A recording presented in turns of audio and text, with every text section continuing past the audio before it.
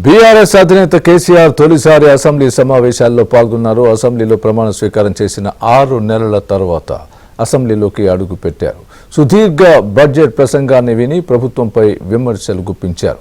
రైతుల్ని పొగుడుతూ చివరకు మొండి చేయి చూపించారని ఫైర్ అయ్యారు.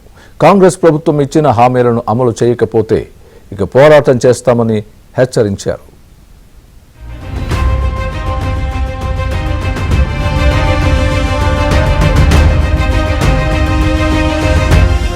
బీఆర్ఎస్ అధినేత కేసీఆర్ తెలంగాణ అసెంబ్లీ సమావేశాలకు హాజరయ్యారు. అసెంబ్లీకి వచ్చిన ఆయనకు బీఆర్ఎస్ ఎమ్మెల్యేలు పూల బొకే ఇచ్చి స్వాగతం పలికారు.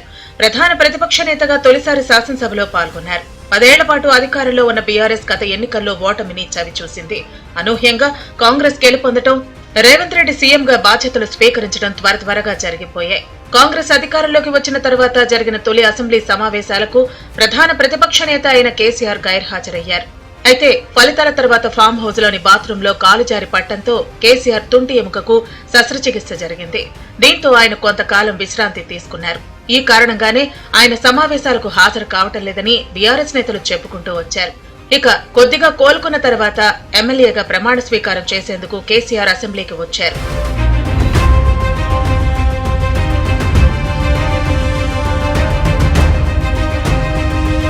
అయితే ఈ నెల 23 నుంచి మొదలైన అసెంబ్లీ సమావేశాలకు కూడా కేసీఆర్ గైర్హాజరయ్యారు. కానీ రాష్ట్ర బడ్జెట్ ప్రవేశపెట్టే రోజు కావడంతో కేసీఆర్ ఖచ్చితంగా వస్తారని బీఆర్ఎస్ ఎమ్మెల్యేలు స్పష్టం చేశారు.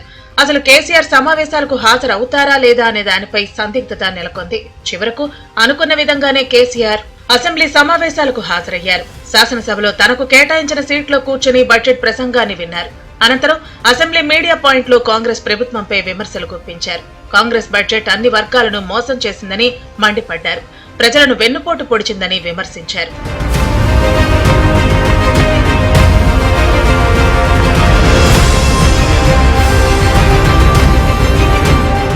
బడ్జెట్ లో రైతులకు సంబంధించి పథకాల ప్రస్తావన లేదని ఎద్దేవా చేశారు. గొర్రెల పంపిణీ పథకం, దళిత బంధు, రైతు భరోసా తదితర పథకాలకు కేటాయింపు లేదని పెదవి విరిచారు. రైతులను పొగిడినట్లే పొగిడి వెన్నుపోటు పొడిచారని కేసీఆర్ ఆగ్రహం వ్యక్తం చేశారు. బడ్జెట్ ప్రసంగం రాజకీయ నేతల ప్రసంగంలా ఉంది తప్ప ప్రజలకు ఉపయోగపడేలా లేదని మండిపడ్డారు.